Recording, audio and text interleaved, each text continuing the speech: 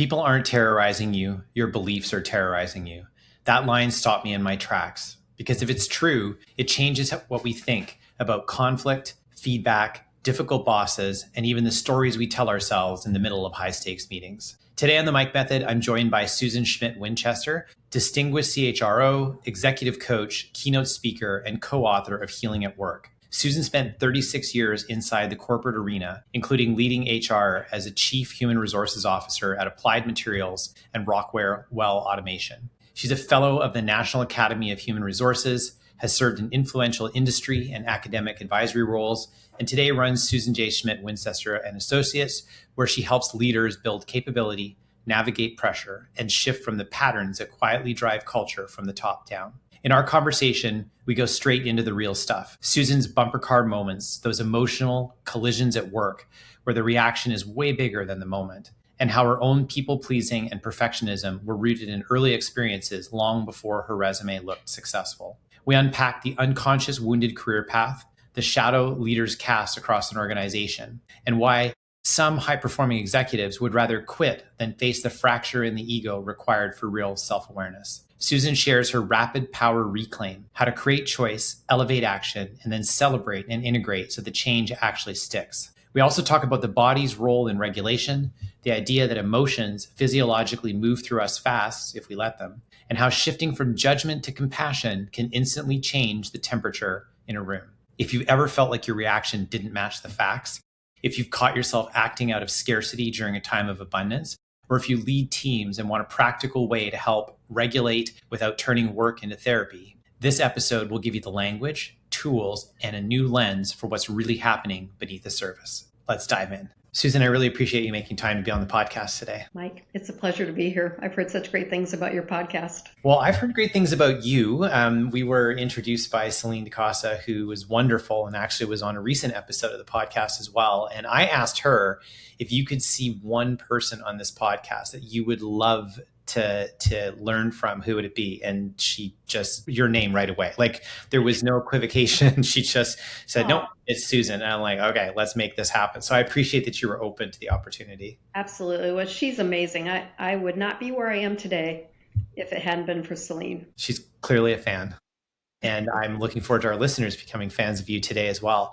So when I was doing research around your book, there was one question that really came up and resonated with me as I was thinking about our conversation today. And that's what was it like when you first realized that your very successful executive career, and anybody who goes and checks you out on LinkedIn will see what I'm talking about, when you realized that your career was being fundamentally impacted by some things that had happened to you earlier on in your life, as early as childhood. What was that like to have that type of epiphany? Yeah, I was a slow learner.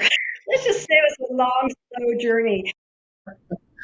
Yeah, so I actually started writing my original manuscript in 2000 and okay, did the best I could to write a series of stories from my past, my professional life as well as my personal life, and most of them were difficult stories. And the whole essence of the original manuscript was really all about leadership and how do you break through the things that hold you back. And I'm not a writer, and I wrote it over many years because I was working full time, so I didn't have a lot of time. It really wasn't until I began working with my co-author, Martha Finney, who I'm incredibly grateful for, because had I not connected with Martha, Healing at Work would not be the book it is today. And so I spent 13 years on my own writing the manuscript originally. And when I partnered up with Martha, she read the manuscript and basically came back and said, all I want to know is how do you go from that childhood to that successful corporate career? Mm-hmm. And are you open to some new ways of thinking about some of the concepts? And so we then spent 2.5 years together. And it was really through the working with Martha that the clarity of what we're teaching and Healing at Work, which is really all about understanding how much our past is influencing us at work every single day, how we think about ourselves, how we think about others, in particular people in authority, and then how we react. For me, it was a lot of people pleasing and a lot of perfectionism. Others have different strategies, but those were mine. And so it was really the journey of discovery with Martha as we did research on neuroscience and neuroplasticity, the positive psychology, and started to really understand what I ended up naming the unconscious wounded career path. How so many of us in the work world are like influenced by these unknown forces. People get mad at one another. They crash into one another. We get, upset by one another. And I never understood until the work with Martha how much of that is being influenced by the experiences we had when we were little. Particularly since some of the research we discovered was that nearly 2/3 of us have grown up in a childhood where there was at least one experience of an adverse childhood event. And they're significant traumas, physical, emotional, sexual abuse, neglect, addiction in the home.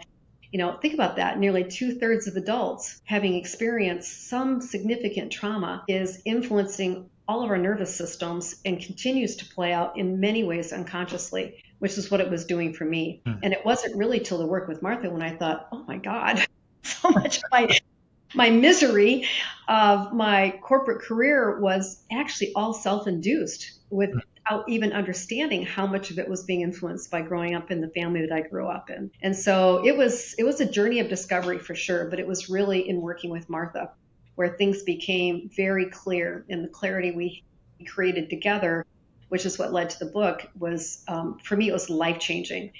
And I mentioned to you before we got going that I had the privilege of doing a TEDx talk called Tackling Perfectionism at Work.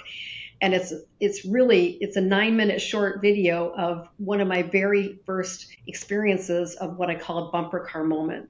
It's those moments at work when we crash into one another. It's like an emotional crash. I've had a million of those, but that story really depicts a very real event where I had a very angry boss who was very mad at me for something that she perceived I had done and blew into a rage. And how in that moment, I took all responsibility. It was my fault. I deserved to get into trouble. How dare I do what I did? And essentially literally left her office and then resigned a couple weeks later because I was so embarrassed because I thought it was my fault. And it was really very much connected to my own experience growing up, which was, and by the way, this is not about judging parents at all. I think our parents do the best they can. They have their own childhood past. But my dad, who had many gifts, also had some major issues around unpredictable rage and how scary that was when I was little. He was a very big man. I was obviously small when I was little. And so we learned different ways of navigating the environment in an attempt to try to create some safety and predictability. And that really came through loud and clear in that TEDx talk I did. There have been many moments in my career where I had a bumper car crash. Either I did something that upset somebody or someone did something and upset me. Well, to your point, my resume looks great, but what people don't know is 30 of those 36 years where the success was really influenced by my underlying belief that I wasn't good enough. And that fuels a lot of pain. We'll drop a link to the TEDx talk into the show notes for anybody who's interested in seeing that. That's quite the journey, to 30 years of career that, externally, or as we would, I guess, say on paper, right, looks great. On LinkedIn, it's like, wow, what a storied career, right? But that doesn't, what it doesn't do is it doesn't talk to the internal journey that you were experiencing and how that had been so influenced from a young age. And then to have the journey of both the TED Talk and writing the book, which was an odyssey in and of itself to just get the book out. It sounds like it was also quite cathartic to actually get all those stories out and get them on paper. It feels like the book was a journey of self-discovery. And now that the book's out, it's an opportunity for you to help others who are looking for a similar healing. Yeah, that's exactly right. I'm curious about your own journey. If you have memories of a bumper car crash. Yeah, absolutely. And, how do you think it was influenced by your own experiences growing up? Yeah, I think it absolutely was. I can draw a direct line to it. I remember my father was transplanted from Eastern Canada to Western Canada to try to save a company that was struggling during the 1980s recession in the real estate industry when mortgage rates were running in the 20%. So people were defaulting on loans and mortgages all over the place. And he was brought in as a CFO to try to, this is before he became an entrepreneur, to try to save it. But it was at that point like too far gone. So then the company collapsed and then he was then the receiver. But once it was all wound up, then he was also done. So at a young age, I had this experience of seeing our family without a primary breadwinner. Yeah, and it really imprinted on me. I mean, I was born in 72, so this would have been occurring at the age of around 9. And Mm-hmm. so, when I look forward into my career and I see whenever there's been, whether it's the tech bubble early on, or it was the 2008-9 recession, or when COVID hit, I know that my nervous system was carrying the weight of trauma from Yes. experiencing it. And really, my dad tried to be good about being transparent and sharing with me what was going on. Mm-hmm. That they'd borrowed money, that, he was out there searching for jobs all the time. And it took a while. And it's interesting. I don't think he was out of a job more than 10 months, but at 9 years old, 10 months might have been 5 years in my Yep. recollection. Right. Yep. And it was a very difficult time. It intersected with Christmas. It did intersect with Christmas, as it turns out, so that Mm-hmm. my sister and I would notice that over that period of time, because there wasn't a lot. We didn't have a lot during that time. And yeah, I've definitely seen it impact me, and it, like, the situation doesn't match my reaction. So, Right. and my mentor said to me, I think it was during COVID, I said to him, "Oh man, this feels so much like the startup phase of the business, the recession, the tech bubble and crash." And he said to me, "No, this is nothing like that. Right. He described where I was at personally, where I was at financially, and where the company was at. And he said, none of this matches.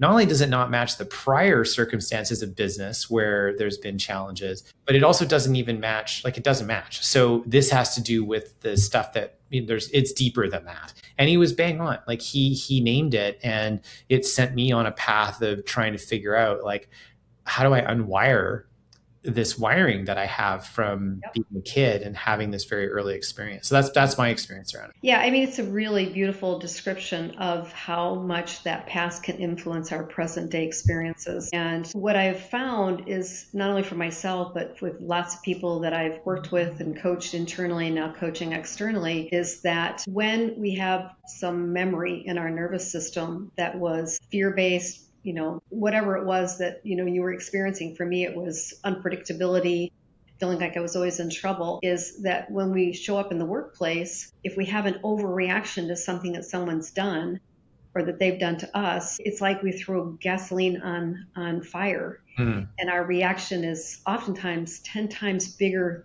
than what the situation really calls for. That's what I started to notice after Martha and I were spending so much time working together on this book, was paying attention to how people show up at work, including myself, is that when I get really upset, triggered, activated, however you want to describe it, I can always tie it back to something that I believed about my past authority figures, etc.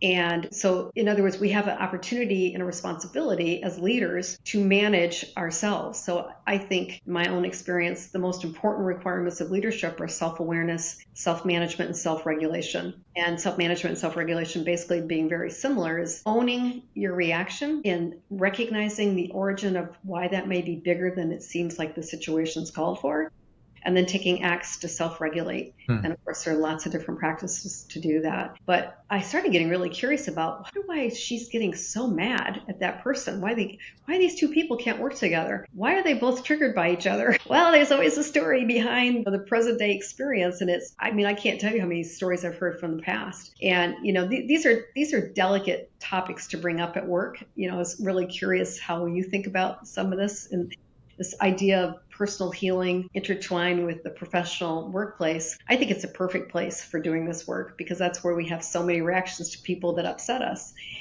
And, so what I find is that when someone's having a big reaction, a lot of times just sitting down with them to say, your reactions seem bigger than the moment called for. And is there any experience in your past where you felt, what were you feeling? I remember one colleague said, well, he was feeling disrespected by somebody. And then I just said, well, have you ever felt this disrespected before? If so, what happened? So then you get a big story about what happened. And then all I say is it possible that past experience might be influencing and amplifying your reaction to the situation today?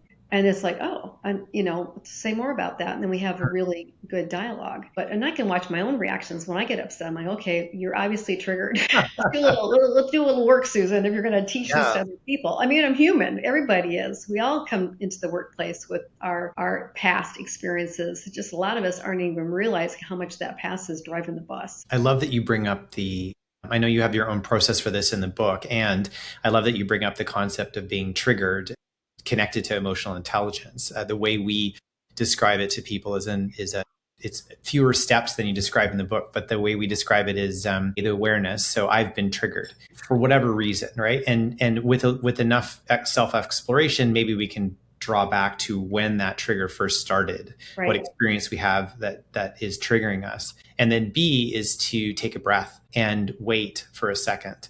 And the breath is really just a pause to give our nervous system a chance to not react. And instead of reacting, to respond. And the challenge with it, though, is that the reaction is just instantaneous, like automatic. You don't even have to, it's not even a habit. It's like just built into us, right? Let's fight, flight, or freeze. Yeah, It's it our is. Yeah. reptilian brain. The amygdala is going, hey, pay attention. You're going to get eaten by the bear.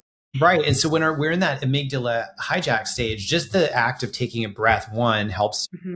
to somewhat move us away from sympathetic into our parasympathetic state for our nervous system. But I think, the challenge is that people say, okay, I can be aware, I can breathe, and I won't react. The challenge is that it's really hard to not react. So not reacting is doing nothing technically. And so what we teach people is actually you need to have the response ready because the reaction's already there. And so if you have nothing, that doesn't feel right either. I'm kind of like, I'm stuck in a milieu. Like I'm not reacting. I'm just doing nothing. That doesn't feel right. And so the response could be curiosity. It can be asking a question saying, if Timothy Voss from the FBI hostage negotiation would say, you wouldn't say, I understand you. You would say, help me understand you better. And so maybe that's if it's dipping into our curiosity, but whatever it is, we have to have a predetermined response. We can't just hope we're going to be a better person in the moment. I like that a lot. Yeah. And so when we teach leaders that, what we notice is that they already know what the reaction is going to be. And we say, okay, well, what would be a positive response? Something that your 85-year-old self would mentor you to do, or something that you would be proud of as a response, maybe like a week later. And they're like, oh, okay, I have to think about that. I'm like, great, let's think about it and nail it because the trigger is going to happen again. You can't escape this. Right. But enough cycles of the ABC, eventually the response becomes a reaction. And you still might be triggered, but you know where to go. And it becomes a habit that is more productive in your working career. Yeah, I love that. I mean, it's really pragmatic, which I love. I love pragmatic solutions for people in the workplace because if they're not pragmatic, it's hard to practice it. And it's very similar to, I call it my rapid power reclaim. So there's a lot of synergy in our two models. For me, step one is, I call it create choice. Because when we're stuck in that fight, flight, or freeze brain, we have no choice. We go into that reaction like you described it. You articulated it beautifully. And so what I've learned, a lot of it I've learned from Celine also, who is also amazing, is that emotion's in our body. We're feeling it in our body. I usually feel like an elephant sitting on my chest. I have one client who feels it in their stomach. I have another one who feels it, they get headaches. We all have different places where the body holds emotion. And if we ignore the body and aren't taking care of that, then we have no choice. And so it could be a simple exercise of some deep breathing in a meeting because you can't do something. I remember there was at one of my companies I worked for, there was kind of a unknown women's restroom. Just not a lot of people used it. It was for one person. I might go down there and splash water on my face just to calm my nervous system. Other things are, there's lots of different practices, as you know, but before you can actually decide to respond differently, I feel like you have to pay some attention to the body and what's going on. And I love this. There's a neuroscientist from Harvard named Dr. Jill Bolt Taylor, and she's done research. She's looking at how long does an emotion physiologically stay in your system. And her research shows it's only 90 seconds. And so the idea, the way she frames it is, if you're feeling whatever emotion you're feeling after 90 seconds, you are unconsciously choosing to hang on to it rather than consciously making a choice to let it go, which really was like, wow, that's cool. So if I go do something, I might just jump up and down. Yeah. Because it's like, and I said this a minute ago, that when you're activating, when you're triggered and upset, you really feel like there's sort of life or death. Yeah. This could kill me. When I was little, Right. I thought my dad could kill me. He was so Right. big, he was so scary, he'd charge at me. It was very intimidating. And so if we can calm that emotion and consciously choose to release it, which I think you can through the different things that you're using, the technique you use to teach leaders. I like to take time just to manage my body. It might be just putting my hand on my heart and doing that in a meeting. Nobody really notices that. There's lots of practices. But then the second step, which is very similar to yours, is then I call it elevate action, which is rather than that typical reaction, how are you going to elevate your action? What can you do differently than what you normally do? And it could be as simple. One time I was really, really activated by somebody at work, and I had to do a big presentation. I had a little Post-it note, and I wrote on it for my elevate action was, number one, this is some of the best HR work you've seen in your career. Number two, you have a great HR leadership team. And number three, you're highly marketable. I just made me feel better. It's like, whatever happens with this presentation, I did the best I could. I have a great team, and let it, whatever it's going to be. Yeah. And we killed it, because I didn't go in feeling like a beaten dog and sad Right. and depressed and whatever. And then the final step, which I think is really important, is I call it celebrate and integrate. And this whole idea of when we take time to celebrate and focus on the positive, and positive psychology reinforces this, is that when we do that, the quality of our life improves when we focus on positive things. And the act of celebrating by doing something differently is an act of integrating it into your neural pathways. So it's a pretty simple process. It's easy to teach and demonstrate. I've got lots of techniques for creating choice with getting the emotion out of your body from lots of great mentors and coaches I've had. But ultimately, that simple process, which you can do fairly quickly as you're experiencing something, enables you to move forward in a more self-regulated way, in a way that's going to allow you to move forward with whatever the issue is that upset you. What I love about this body connection piece that you're making to the emotion and the physiology that's attached to that is that, one of the techniques to help with those 90 seconds is to name the body feeling, not the emotion. So as opposed to saying this person is frustrating me, pissing me off, whatever your version of it is, right? To say, I feel tight in my chest, my stomach feels sore, I'm getting a headache. Because then it's not about the emotion, it's about the physical piece of it. And I can say, yeah, that's happening. I don't have to accept it. I just have to recognize that that's occurring for me. And because if I name the emotion, then now I am frustrated. That's where it starts to leak out past the 90 seconds, because I've chosen that this is a state that I'm in emotionally, and I expect it will drag on for a while, versus a physical state, which I'm feeling this in my body, and that's what's happening to me. Yep, I love that. For most of my career, I never acknowledged how the body was managing the fear and anxiety I was feeling, of that overwhelming sense that I wasn't enough, that I wasn't good enough. And when I started to learn practices to help regulate and manage and take care of that, it's amazing how much easier it is to deal with the stress, the difficult people, and the complex personalities that we all deal with, either at work or at home. I really like the piece around celebrating it that you have in your model, because I feel like the celebration helps to lock it into our brain that this is a good thing that we've just done. It brings up good feelings and emotions attached to it. One of the things that we suggest to leaders is, if you're working on a trigger, if you have people that you work with that feel psychologically safe, say to them, hey, this is my trigger. I'm working on it. This is how my default is to get defensive and frustrated. What I would like to do is be curious and ask more questions. Love it. So if you see me do it, can you just catch me doing it right? Like, let me know that it worked for you, or that you saw me doing it. And what that does is it builds a peer-to-peer empathy, but it also builds a peer-to-peer celebration around that. And so that doesn't have to be in the moment. It can be after the meeting. Like, I had a one-on-one this afternoon with one of my leaders, and she said to me, hey, I have some self-feedback that I wanted to share with you, 2 things I'm working on. And it's interesting because both of the pieces of self-feedback she had, I hadn't recognized her doing those 2 things. And so I thought, okay, that's interesting. I'll look out for those things, and I will catch you doing it right. And I will let you know, not in the moment, but after the meeting, I will just like pull you aside and say, hey, I notice you're doing the thing that you're working on right now and it worked. And here's what my experience of it was so that I can cheer her on. That is very cool. It's nice to have friends supporting you at work because these are tough environments for our companies. My heart really goes out to the people that are there day in and day out, because the intensity with all the world dynamics and topics and do more with less, and let's cut OpEx some more, and we've got more budget cuts, and we got to let people go. It's wonderful to think about finding those positive ways in partnership with colleagues to learn from one another, to support one another, and to go forward with one another. I mean, it's really, I love that practice. Love it. I remember starting my working career and somebody asked me like 90 days in or so, around 3-month mark, what was my experience going from business school to into the working world? And my response was, I think we should send everybody back to kindergarten. Because the things that I'm seeing that are getting in the way of the business and getting in the way of the culture are stuff we all learned in kindergarten. It isn't the business itself. It isn't the customers. It's not the quality of the product. Right. I'm like, all the conflict that I see is like really childish stuff.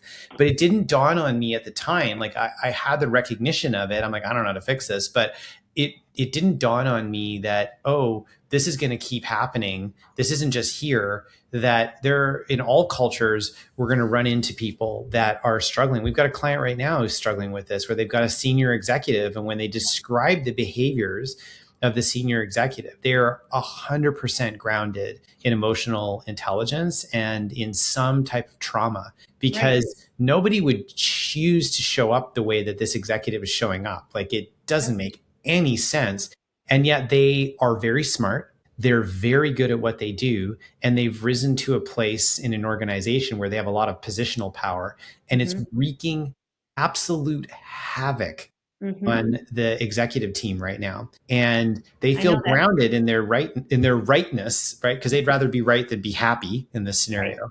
And it's a challenge to coach executives like that, because unless they're willing to have a slight fracture in their ego and they're willing to explore why they have this type of reactivity, I've seen senior executives making 7 figures resign instead of dealing with this. They're like, they'd rather quit with no severance than to deal with these underlying issues. And that's a wild decision to me. And it's happened a few times in my career where I've watched this happen. Yeah. Oh boy. I think there are these personalities in every organization, private, public, family, academic, right? Family businesses too. Family businesses. Absolutely. And what I think is that when we see leaders like you described, to me, it represents a behavioral strategy that they took on probably when they were young as a way of trying to create some safety for themselves. And so you see individuals like what you described, they're really the bullies of our organizations, often very self-centered, very challenging. My way is right, your way is wrong. The kind of leaders that keep people on pins and needles. And as you said, cast that fear into the organization. Don't speak up, because if you speak up, you're going to, there's going to be a penalty. Always agree with that person. And for me, it's another version. Like for me, it was the fight, flight, freeze, and please. I was in the please category, and perfectionism tacked on. Leaders like that are taking on the fight mode. It's almost like the bullies are like, I just want to fight with you. Right. And show you how much stronger I am than you. And they leverage their positional power to be able to do that. To me, it's just another indication of a strategy that they learned that somehow played an important role in their nervous system when they were going through whatever trauma they went through. It doesn't excuse it. I'm not saying it excuses it. But you see fight, flight. You see people leaving companies all the time because of different reasons. Freeze, for me, those are the individuals who are trying to stay off the radar, trying to hide, not speaking up. So fight, flight, freeze, and please. You get all these different responses to their past experiences playing out. And I agree with you. A lot of leaders aren't willing to look at that because they don't see the carnage they cause. In fact, it was a wonderful company called Senn Delaney, SENN Delaney. They did a ton of culture work. They were eventually bought by another company. I don't remember which one. But Larry Senn, who's still around, in his 90s, I believe, has this concept called the shadow of the leader. And basically that whatever the shadow is doing or not doing, whatever the leader is doing or not doing, is casting a shadow into the organization that's telling people this is how you need to behave. And so you get the essence of culture starts to shift when you have these leaders who are in the kind of state that you're describing that can destroy cultures, completely damage employee retention and performance of the company. And so, there's a huge value reason why boards should be thinking more about these kinds of topics, particularly public company boards. I know private boards are a little bit trickier, but I don't think it's impossible. It's a matter of approaching those leaders, and I know I can just tell by how you are that this is how you would be, not coming from a place of judgment, but coming from a place of, hey, I'm noticing some things that may not be helping you get what you most want. So because they all want something, right? But what they don't realize is they're actually pushing people away from what they most want. And so sometimes it's trying to connect it to what they most want to say, I think how you're going about this may actually be working against what you most want. And can we talk about that? So there's lots of different ways to go about that, but that's how I've done it in the past is, in fact, I had a coach years ago, she would say, I think you're unintentionally pushing people away from you. Right. So even if they're intentionally doing it, you kind of give them a back door, like, oh yeah, no, I wasn't intentionally doing that. But it's a sensitive, very real issue. And every organization I've worked in, I've worked with that exact same person. And in some cases, I work with many of those people in the same company because that shadow gets cast, and you end up with this army of people who are behaving in these ways. It's like, I don't like working here. But, I was going to tell a story from a long time ago, but I want to stop rambling. No, you're not. This is great. I think what I'm reflecting on is our approach to this is very similar to yours, which the way we teach leaders is that when they're giving feedback is I've noticed you doing this following things. I'm not sure if you're aware of the impact it has on others. And I'm not sure if it's providing you the outcome you want. And I'm curious if you're open to a new way of approaching it, because I have some ideas that I'd love to share with you. And I think it will actually get you the outcome that you're trying to achieve. And you know what? You can try it. Give it a shot for the next couple of weeks and see how it works for you. And if it's successful, you decide if you want to keep it. If it doesn't work for you, it doesn't work for you. And my desire is to help you to create more of what I think the outcomes are you're trying to create in either your relationships, the team you're working with, the company, whatever it is. And that is sort of the soft way, because I think the hard way of, really criticizing somebody's character and their personality, which is sometimes how that feedback can come across. And I don't know a lot of people in the world that I've ever met that like having their personality or their character questioned. Because most people, when we think about ourselves and the actions we take, we think about our intent. So we judge our intent. Well, that's not what I intended to do, or I intended to do the following, no matter what the outcome is that we've created. And a lot of times with others, we just look at their actions and we judge their actions and but we don't think about their intent. We just judge their actions. Right. And then what that can feel like for the other person is an attack on character, when they would think in their mind, well, no, my intention was to do the following. So they don't associate their actions, they associate their character. So that's where we can be led into a lot of conflict when the intention is to try to either de-escalate a situation, to resolve conflict, to deal with a difficult conversation, or to help to support the development of somebody that reports to us. It could even be a peer. Heck, we could even be going to our boss and saying, like the leader that we report to, and saying, hey, I've noticed you doing these things. This is the impact it has on me and others. I'm not sure that's the impact you want to have. I think it might work more effectively if you tried it this way. I'm curious if you're open to that. Like, that is a very lovely, disarming, positive way, right? The version of what you're saying. Yep. Yeah, it's very disarming, and there are some people that'll be open to it, and you and I both know others who won't. Yeah. But I do believe that personality is just another product of a traumatic past. And I think if, this idea of judgment, which is normal, we judge leaders like what you were just describing, that the shift that I had to make on my own journey was shifting from judging to focusing on how to be more compassionate with that person.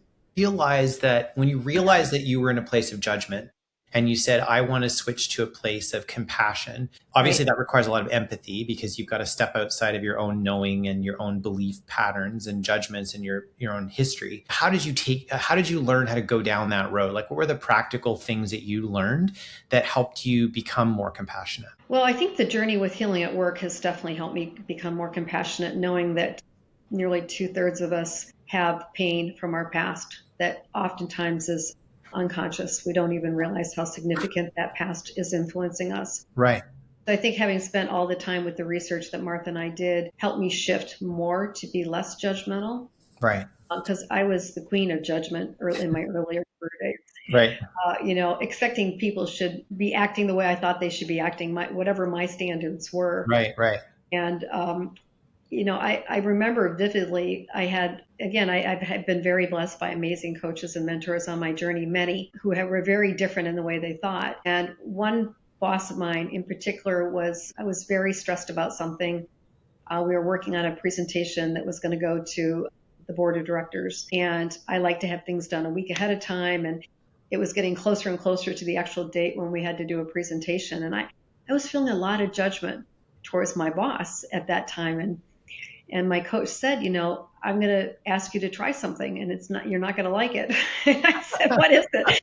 And she said, I want you to really switch out of the judgment and think about what you can do to be compassionate towards this person. And the individual had to do a trip right before this particular board meeting. And I thought, well, I have nothing to lose by being compassionate. And so I sat down and wrote this person an email and just said, I want you to know that I commit to you that I will do everything I can to make sure we get ready sooner. I'm sure it must be stressful coming back from a business trip, and you're probably getting in late, so you're probably not getting a lot of sleep. But I want you to know I'm committed to working with you to find ways that we can make this smoother. And that's all I did. And the next day in the meeting, it was one of my early meetings with this particular group, kind of like a quarter of the way through, the person that I was so judgmental towards, because we hadn't gotten our slides ready in time, kind of says, I really love Susan. I'm like, what? And he went on and on. And I remember sitting there thinking, this compassion thing really worked. Honestly, it was almost like a cartoon. I mean, it was so funny. I was just sitting there laughing like, that judgment thing wasn't working because it was just making things worse. Because this coach said to me, she said, basically, if you're judging somebody, it doesn't matter if you ever say it, they will feel it. Right. And that shift to that compassionate, which is, I can be more compassionate here. And this is not that big of a deal, and we'll work through it. And the effect was dramatic. I was shocked. And so that was like one of those diamond moments where you think, okay, that worked. I'm going to keep trying this. Right. I mean, it's interesting because when we are judging, we're creating this narrative, and we don't know whether or not that narrative is true, right? We're just making up a story. And in a vacuum as human beings, we just fill in with the details, but we fill them in from our own personal history. So then we imagine what's occurring for the other person based on our history, which they don't share.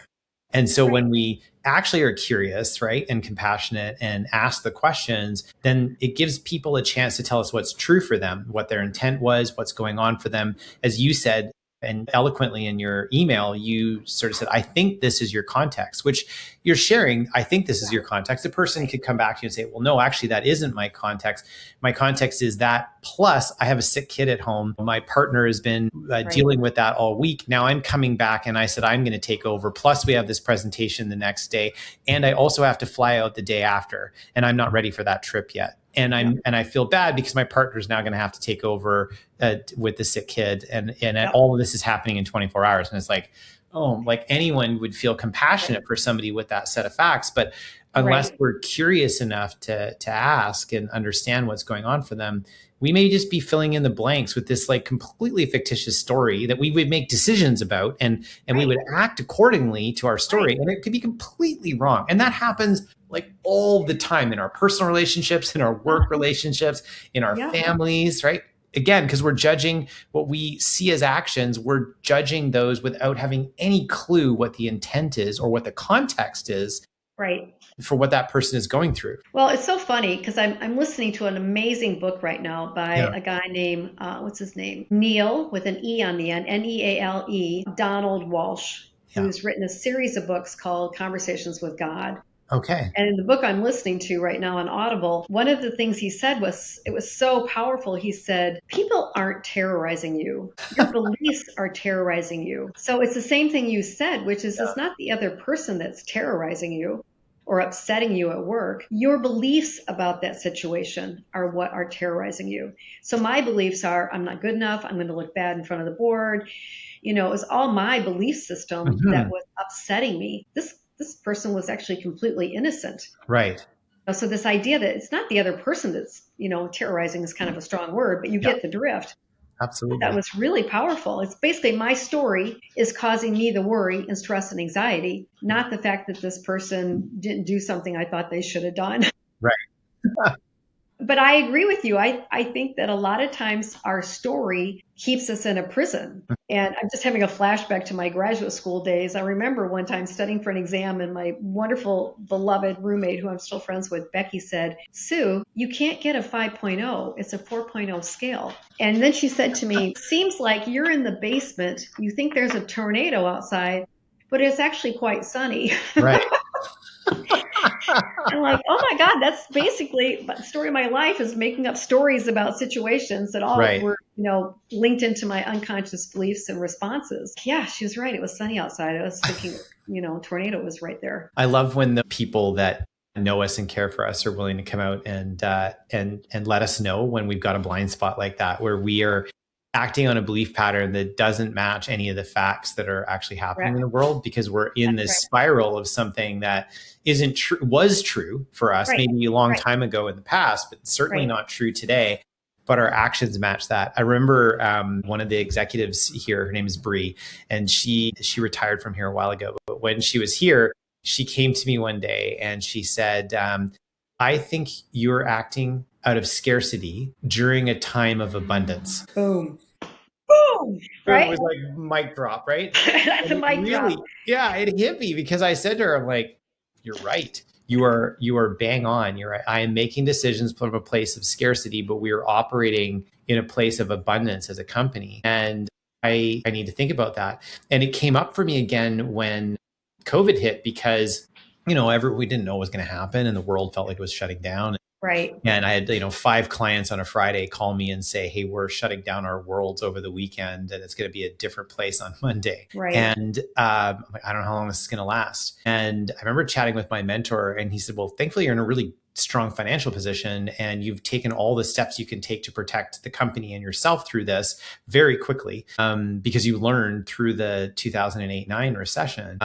And when things started to turn around, which was really, say March to October. By October, everything was starting to look great again. And I remembered what Bree had said to me so many years earlier, which was, yeah, we're actually in a place of abundance now. And I need to lean into that and make decisions from a place of abundance, and not worry about what's happening in the news and what's happening for other people's businesses. We're not being affected that way. We're actually in a good place. And so it's, that lesson has come back to remind me that I need to really be careful when I'm falling into that trap. Yeah. The storytelling that we tell ourselves can be devastating. Yeah, it's like we're giving ourselves a life, we're committing ourselves to a life sentence. Mm-hmm.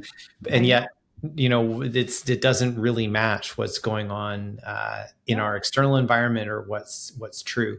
Susan, I have so enjoyed our conversation. I love that the time's flown by. I love that your personal exploration and your personal journey led to you creating a book. And I already know 2 people that I'm going to send your book to as a result of the conversation that we've just had today.